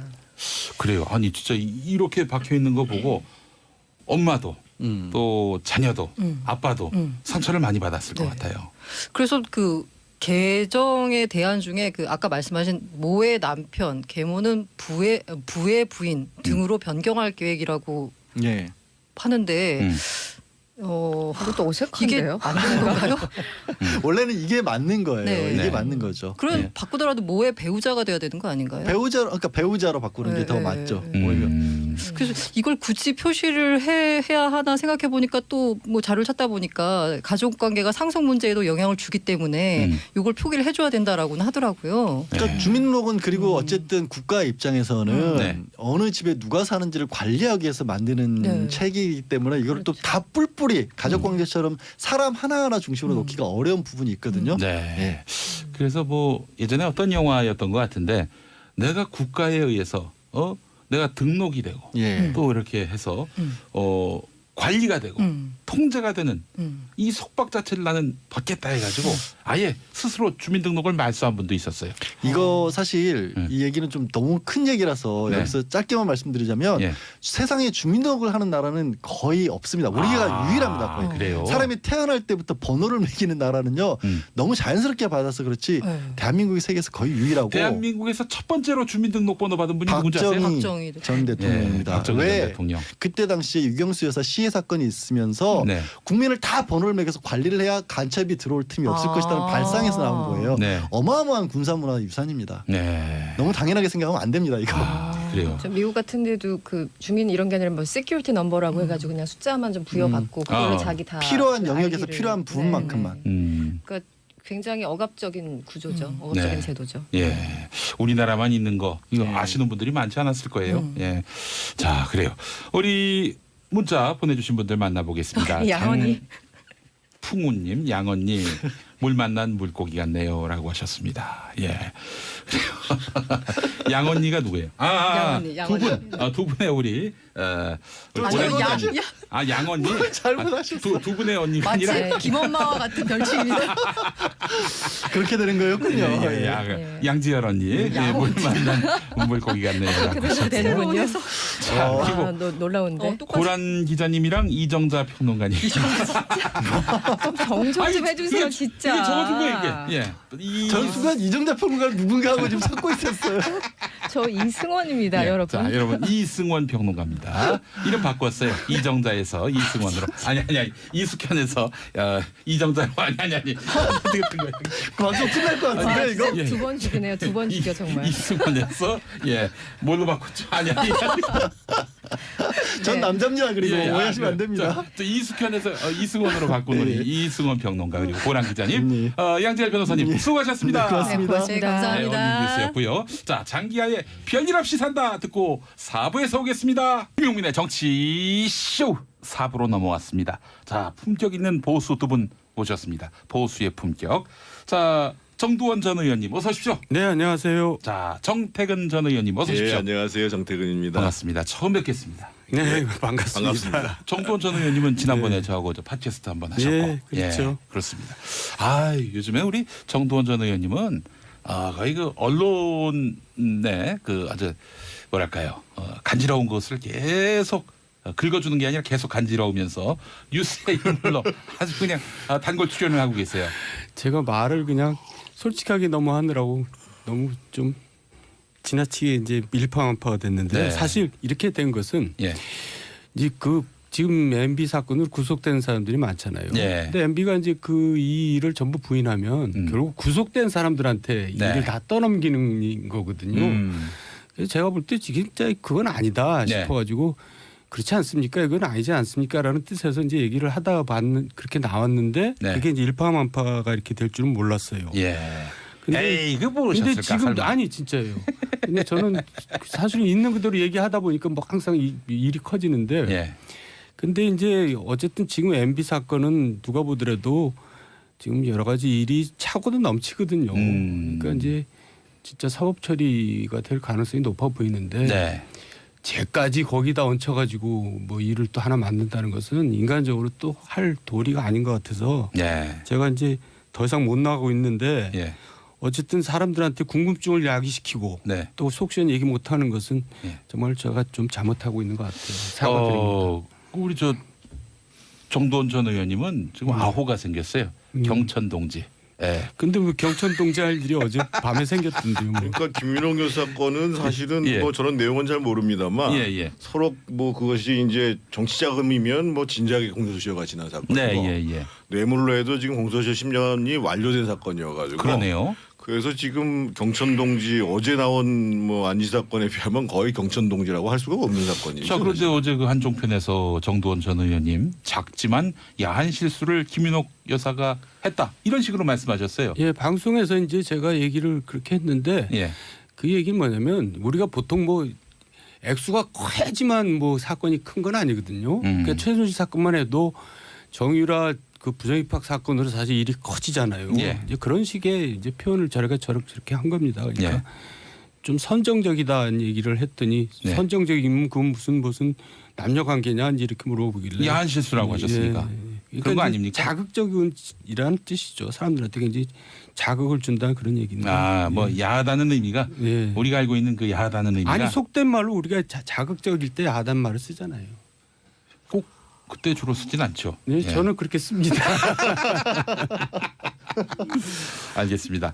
이 경천 동지한 사건을 세계의 미스테리로 남기실 겁니까?라고 박승국님이 의견 남기셨어요. 예, 하여간 그분한테 제가 또 지켜야 될 도리가 있는 것 같아서 네. 더 이상 얘기를 못 하겠습니다. 처음에는 한 말씀도 안 하실 것처럼 말씀하시다가 하나둘씩 이렇게 또 내놓으셔가지고 아니 근데 그거는 뭔가 또 언론이 네. 또 저를 또 그렇게 만들어요. 집요하게 하면 마음이 약해져가지고 예. 아유 저렇게까지 하는데 한마디 하다 보면 또 이렇게 일이 커지고 제가 아직도 참 부족합니다. 죄송합니다. 저도 그러고 싶은데요. 저도 네. 언론인에서 뭔가 뽑아내고 싶어요. 예. 오늘 그 얘기하다가 다 끝나면 안 되니까. 자, 그래요. 하나하나 뽑아보겠습니다. 제가 투지를 갖고 한번 네. 정두원 전 의원님을 구워 삶아서 뭔가를 받아내도록 하겠습니다.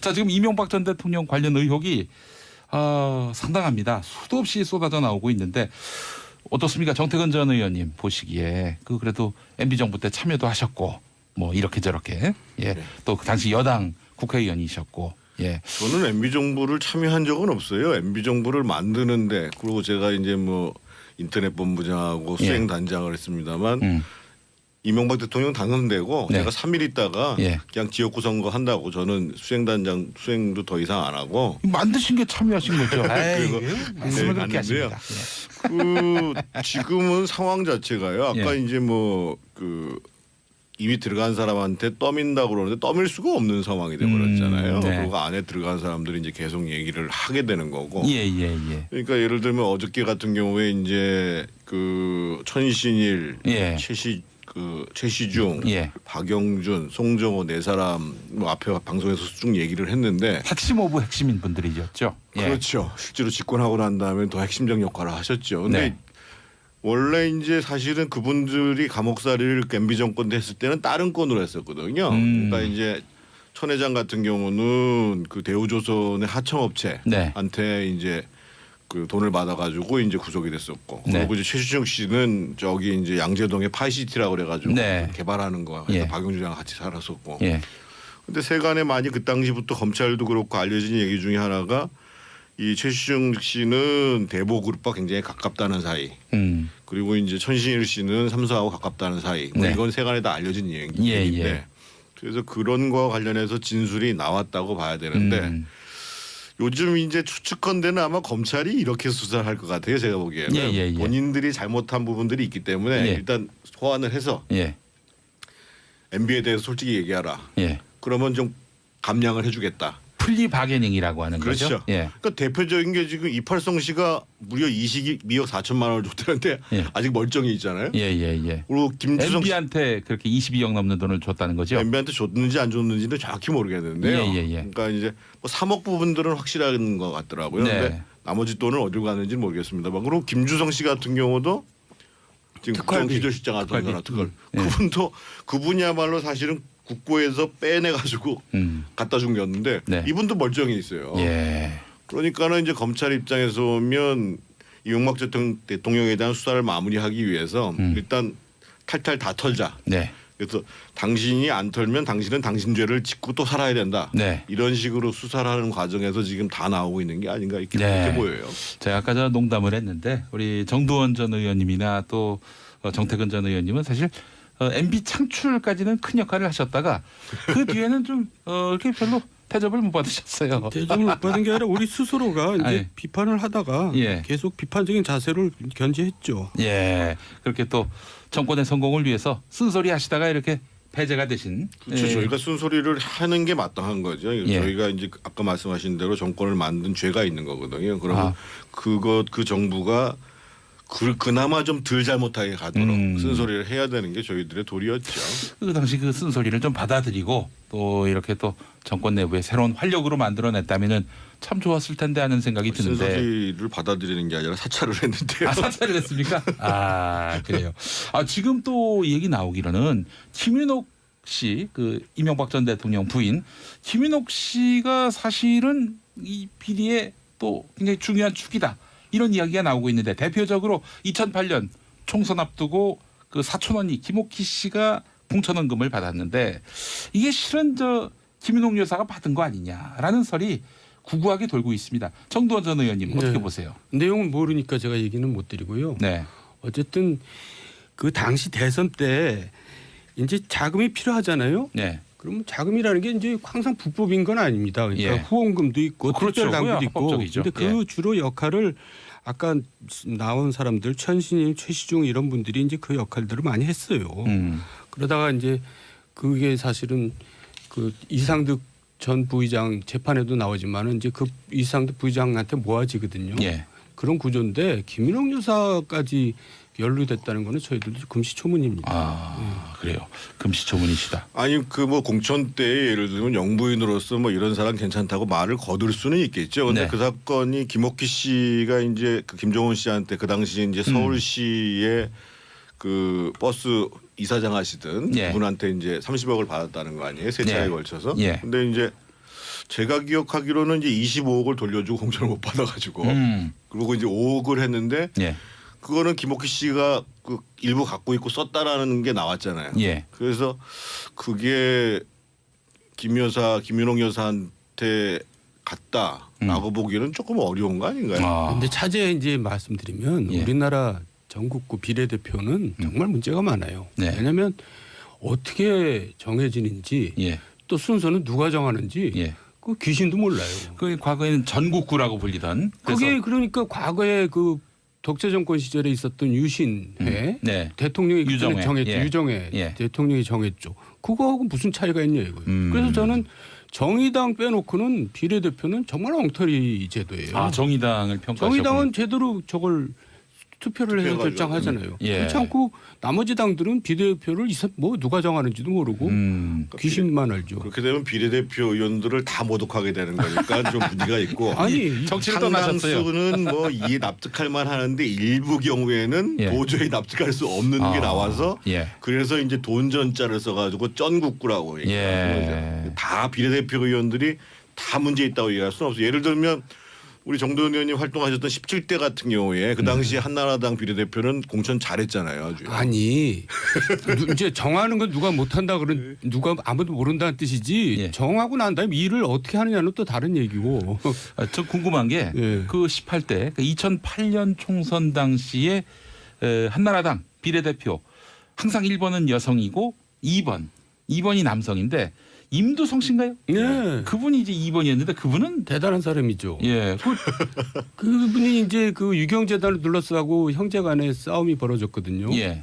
이제 박근혜 대통령하고 박근영 뭐 박지만 측하고 예. 그때 이제 무슨 폭력배를 동원해서 앞장섰던 예, 그런 예, 폭력배 예. 두목이거든요. 아니 그런 분이 예. 한나라당 근데 비례대표. 그때 이제 사실 MB가 공천할 때 예. MB 측에서 공천을 할 때 예. 박근혜 측을 배려를 했죠. 배려한 겁니까? 배려한 겁니다. 그러니까 일방적으로 공천하지 않았어요. 일각에서는 또 임두성 씨가 또 예. 부정한 돈을 이렇게 아니 준거 그거는 아니냐 박근혜 이런 측으로부터 추천받아서 한 겁니다. 추천받아서. 예, 예. 그때 이제 공천심사위원 중에 보면은 그 강창희 전 국회의장이 예. 박근혜 대표 쪽을 대리해서 그 공천심사위원회에 들어와 있었거든요. 예. 거기서 나온 명단. 그렇기 때문에 검증할 필요도 없이 박근혜 측에서 추천하니까 그냥 무조건 공천을 준 거죠. 어떤 당내 화합 차원에서. 예. 아니 앞에 지역구 공천할 때 너무 사고를 쳤잖아요. 예. 그래가지고 친박들 막 자르고 그랬잖아요. 그때 김무성 의원도 배제됐고. 그리고 이제 사실은 그 당시 비례대표 명단도 마지막에 예. 뭐 친박 일부 반영한 거를 제외하고는 사실은 문제가 많았어요. 그게 이제 사실은 마지막에 55인 파동의 도화선이 됐던 게 그 비례대표 명단입니다. 55인 파동은 뭐였습니까? 이상득 부의장을 그 당시에 이제 그 70 넘은 분들은 다 공천을 안 주기로 했거든요. 그래서 박기태 그 전 대표도 이제 공천을 안 줬거든요. 근데 이제 1차 공천 때 이상득 부의장만 먼저 공천을 한 거예요. 네. 그래서 우리는 그거를 말도 안 된다. 그래가지고 살이 안 맞는 거죠. 그런데도 계속 강행을 하는 거예요. 그래서 네. 이제 비례대표 명단이 나오고 그 당시에 이제 소위 이 MB 직계 세력 가깝다고 하는 사람들이 모여가지고 네. 55명이 사인을 해서 네. 이상득 공천 취소해라 라고 해가지고 저희 스윙스 그랜드 호텔에서 모여가지고 작당을 한 다음에 네. 당사 가서 발표를 했죠. 네. 근데 결국은 실패했죠. 네. 그리고 이제 뒷감당을 하셨죠? 아니 근데 이제 사실은 이상득 부의장이 출마를 하면 안 된다. 왜냐하면 그 양반은 저 공무단위권이 있는 사람이거든요. 예. 참정권이 있는 사람인데 왜 우리가 반대를 했냐면 예. 그 사람이 참여를 하면 지금 나온 이런 결과가 초래될 것이라는 걸 예상을 했기 때문에 저희가 반대를 했던 거죠. 지금 다 이제 예, 이런 일이 우리 벌어질 눈앞에 거라. 보이는 예. MB 정권 비리가 저희들이 그걸 옆에서 봤거든요. 그래서 예. 저 사람이 일선에 나서면 분명히 일이 벌어진다. 예. 그러니까 저 사람은 배제시켜야 된다 했는데 결국 뭐 그렇게 솔직히 됐죠. 저희들이 반성을 하면은요. 네. 제가 예를 들면 서울시에 있을 때 MB한테 직원을 하는데 안 먹히잖아요. 네. 그러면 살짝 이상득 부의장한테 얘기해가지고 예. 이거 도저히 안 받아들이니까 부의장님이 가서 해결해라. 예. 저희들도 사실 그렇게 했거든요. 예. 그러니까는 당연히 이제 경선 막판으로 오고 당선이 현실화되니까 그리고 당선이 된 다음에는 완사형통이 되는 거죠. 그리고 이제 그 이상득 부의장하고 친구인 최시중 씨는 방통 대군이 되는 거고요. 대군 반열에 올라가는 거죠. 예. 그리고 보좌관인 박모 씨는 또 왕차관이 되는 거고. 박영준 씨. 또 김주성 안기부 기술실장도 이상득 부하였고. 그 장다서로 또 비서관 민정비서로 자기 가는데 비서실장이었던 장선 사무총장 할 때 자기 그 비서실장을 했었어요. 자기 총무국장을 하면서. 그리고 부의장 할 때도 이제 비서실장을 했었고요. 알겠습니다. 자, 지금 우리 공천원금 얘기를 잠깐 했는데 실제로 그 김소남 전 의원 최근에 그 이명박 전 대통령 측에 수억 원의 공천원금을 전달한 사실이 그 드러났지 않습니까? 본인도 인정을 했고요. 이 사건은 어떻게 봐야 됩니까? 그 얘기는 어떻게 해서 나왔는지 저희도 신기해요. 근데 아마 언론에서는 김백준 씨가 이제 얘기를 왜냐하면 김백준 씨는 돈이 들어오면 그걸 집행하는 분이었거든요. MB 40년 집사. 예. 그러니까 거기서 나와서 이제 그렇게 된 게 아닌가 싶은데 결국 진술이 나왔기 때문에 이제 수사가 이루어지겠죠. 예. 근데 진술이 앞으로 또 나올지 참 걱정이에요. 글쎄요. 그래서 지금 이런저런 또 공천원금 사례들이 또 있지 않겠는가 이렇게 보고 또 MB의 그동안의 그 행적들을 보게 되면은 세상에 공짜는 없어요. 그 부분 보면은 그렇기 때문에 공천이라는 어마어마한 그런 특혜를 과연 그냥 뭐 마음에 든다고 뭐 이 사람이 적임자라고 그렇게 해서 비례대표로 이렇게 딱 선정할 가능성은 낮지 않을까. 비례대표 아마 공천 명단이 작성된 게 제가 알기로 3월 20 며칠이거든요. 그렇게 보면은 사실은 공소시효가 거의 지금 완료되는 시점이에요. 사실. 그러네요. 그래서 추가로 뭐 그런 게 나올지는 모르겠습니다만 비례대표 명단 그러니까 김소남 씨 같은 경우는 저희들도 사실은 그분이 무슨 호남 향후의 전국연합 여성회장 해가지고 호남 지분으로 해가지고 그렇기도 하고 고대 이제 또 최고위 과정 회장이었죠. 야, 지구가 멸망해도 끝까지 존재한다는 호남 향후회 그리고 고대 교회. 근데 호남 향후회 사람들이 몰라요 그분을. 그걸 몰라요. 그래서 김소남 의원 같은 경우는 사실은 상당히 의아했던 케이스죠. 그 당시부터. 그렇기 때문에 아무래도 궁금한 게 많아지고 있는 것입니다. 의문이 되는 것도 상당하고요. 자, 그나저나 MB가 변호사 비용이 없다. 그러니까 누가 와서 봉사해달라라는 식으로 이야기했다. 이런 보도가 나왔는데 그런 보도는 정말 국민을 약 올리는 보도인데 제가 볼 때는 가짜 뉴스 같은데. 가짜 뉴스 같아요? 설마 그렇게 했을까요? 제가 봐도 설마 그런 말을 했을까 싶은 생각도 드는데 보도가 나와서 말씀하시는데 제가 이제 그 MB 쪽에 자문을 해주는 변호사하고 자주 만나요.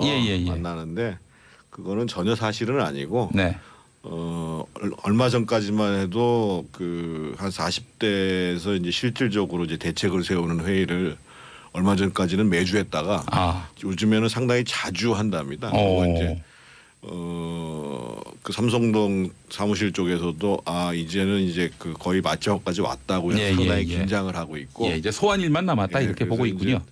그래서 지금 그 이명박 전 대통령도 삼성동 사무실에 지금 출근을 안 하고 있잖아요. 그러니까 사실은 거기 사무실에서 모여가지고 회의한다는 무슨 월요회의 멤버들은 내용을 제가 보기에 거의 모를 거예요. 참모들 그 MB가 이제 대통령 되고 난 다음에 이제 뭐 수석하고 뭐 이런 분들 있잖아요. 그런 분들이 이런 속사정을 알 리가 있겠어요. 그때부터 뭐 BBK 이런 걸 알 리가 있겠어요.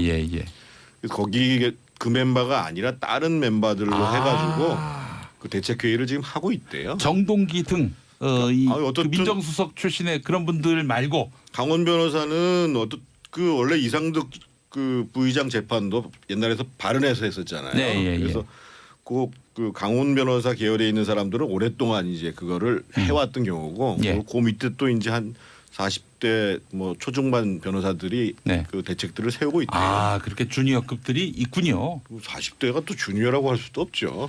시니어라고 할 수도 없는 거 아닙니까? 어떻든 실무와 실제 일을 할 수 있는 복사도 해오고 뭐 이런 실무급 변호사들이 있다. 있다. 그렇다면은 뭐 변호사 비용 없다.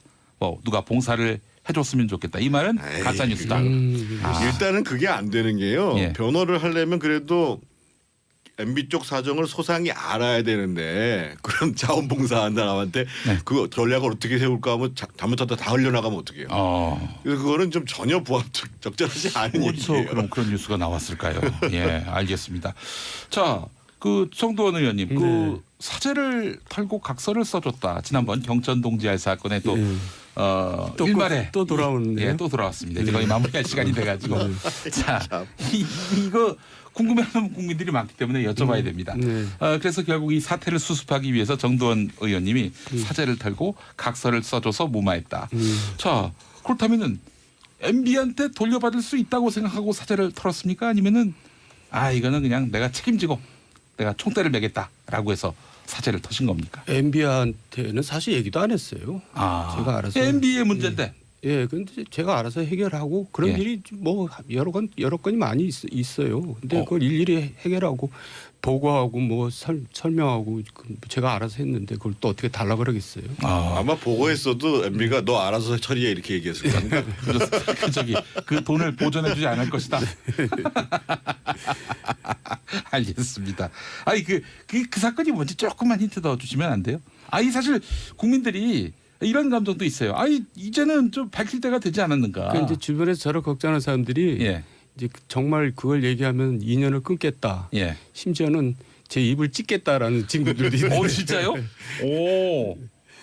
그래서 더 이상 이제 좀 봐주십시오. 저도 인연을 끊으면 저도 그 이제 친구들은 외톨이가 누굽니까? 되니까. 그 친구들은 예? 누굽니까? 그러니까 저를 이제 걱정하는 친구들이 여기 앉아 있잖아요.